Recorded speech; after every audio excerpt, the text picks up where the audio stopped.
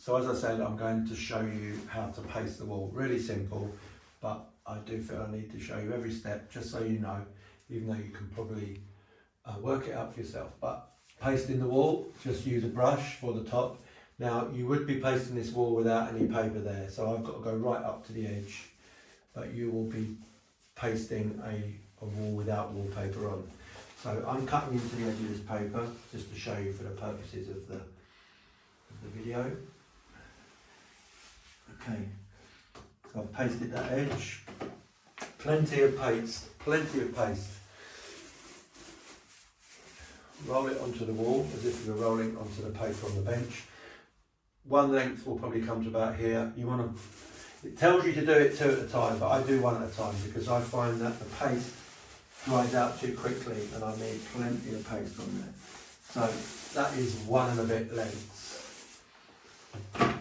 I'm just going to run the paste along the top of the skirting. Then taking your paper from the bench.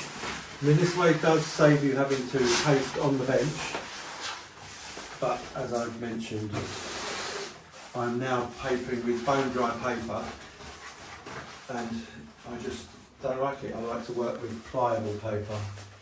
I find it easier to handle, but you might not. Try it both ways, see what you think. So offer it up to the wall, match our pattern, move it across with your hand. Now straight away I'm not getting quite the amount of slip I got when I had paste on the paper itself.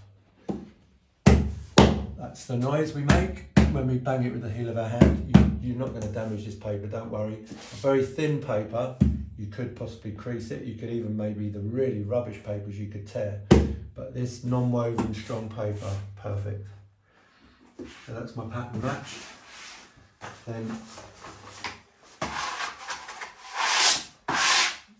smooth it out. When you've got paste on the wall here, you've got to be careful with your blade. You have to keep wiping it off because you're running it into paste. So smooth it out.